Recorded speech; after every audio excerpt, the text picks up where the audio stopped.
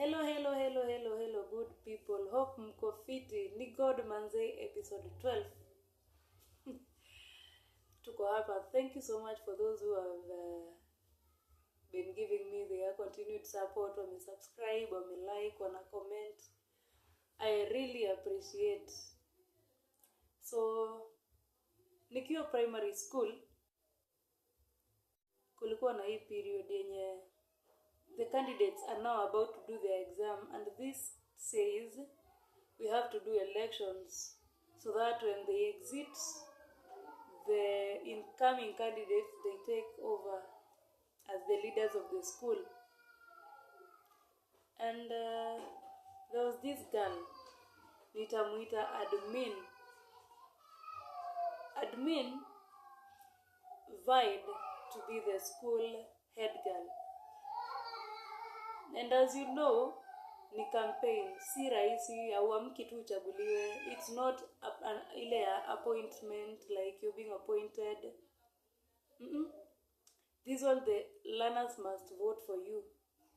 Na campaign ni tough, they are dirty, they are yani ziko tu vile zinakaa. And lazima elections ifanyike. So admin campaigned, and the feedback was not that good, especially from her class, leave alone the others. From her class, hawako wanataka sana hata kumchagua. So admin continued with the campaigns and everything. Then it came the time for elections. We voted. Of course, the vote you give is not what you'll tell others, because they are not even supposed to know. So when they ask you, who did you vote for, you lie.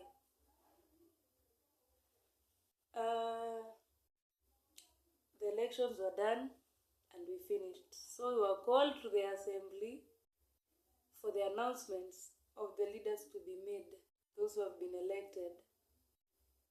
We were all curious and sat down. Hii haina kusimama bana. Tuketi pale chini. Unajua it's a big event in school because all the teachers are there, all the learners are there. We all want to know who our leaders are. And of course, they don't start with the head boy and the head girl. They start with the class level. Yeah, they start with the class prefect, class monitor. Then they go to these other fields, the librarian, the cleanliness and everything. Then they come to the head girl, then finally the head boy. So with our curiosity, we sat there.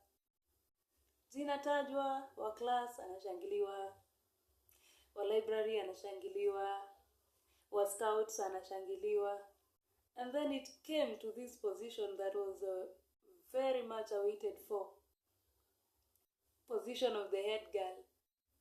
Remember, those who voted, a good number never wanted admin to be the head girl. So the results were announced. And to their surprise, they said, and the head girl is admin. Admin is like, eh. But those who were seated never wanted her. A section of her classmates, but the others voted for her. So now you can imagine the atmosphere. She's not a class prefect, she's not a class monitor, she's not a librarian. She is the head girl. You know, she has, in short, she is superior compared to these other levels. It wasn't easy on her side, but she was very firm. That one I can't lie. Admin was firm on that position. And so it came a time where those who didn't want her had just to change their minds and their attitude to accept the reality that it has already happened. She's the one. So they finally had to accept that admin is the head girl of the school. Respect lazima. the orders she gives must be followed, because if you don't know, you know how the school will deal with you. This brings me back to what I said earlier. When God says yes, no human being can say no. Because one, these people never wanted this girl for many reasons. Among them was, some had jealousy. Because admin used to talk. We had 4 streams, and she used to talk. And most of the time, if you've noticed, machopi hawapendangwi kwa darasa, so admin yeye alikuwa anaiface rough. And the other thing is, she was very strict with everything she did. Yes, ule wa at you're my friend. No. If you are found in a mistake, she doesn't excuse you because you're a friend. The law, you'll face it just like the others, so you just have to be in line. And then I won't call it sitaita maringo, sitaita anything, but kuna venye tu alikuwa yani, okay, I don't know, they just didn't like her for who she was. Yani huyu ni ule wa like her feature, it is me. Yeah. But then finally they had to accept it. Even with their hatred, even with their attitude, they never stopped admin from becoming the school head girl. She did her work well, and even during the KCPE, she passed well and she got scholarship. Yep. And it happened that even with all this, their disliking and everything, sisi kwetu wazungu walikuwa anakuja na alikuwa anacheza basketball. This girl, this admin of ours, alikuwa mtall, so anacheza basketball. Alafu it happened that it chanced that ule mzungu alimpenda, so hata kuna sweta alipewa. She used to get some gifts, na hii hata ilizidisha ile chuki. But then Mungu alikuwa ameamua, it is her, we can do nothing about it. So I know, and I'm very sure, this happens a lot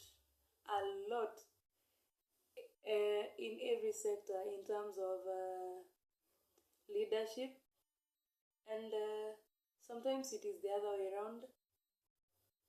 Unapata tu sasa si members wako na attitude mbaya towards the leader, ni the leader akona, they feel inferior kind of ile I cannot acknowledge these people's efforts, because if I do, maybe they'll take up my position. Nimekuambia vizuri, if God had said it is you, if it was yours, it will be yours. Hata without those juniors of yours being or doing something better than you, ile position ke ilikuwa yako ni yako. So stop suppressing them just because you want to maintain your position. Tafadhali acha kukanyaga mabawa za watu, let them fly. Remember, even if they fly under your umbrella, you still their head. And if we change this, I'm sure tutakuwa sawa. Because if Angela got the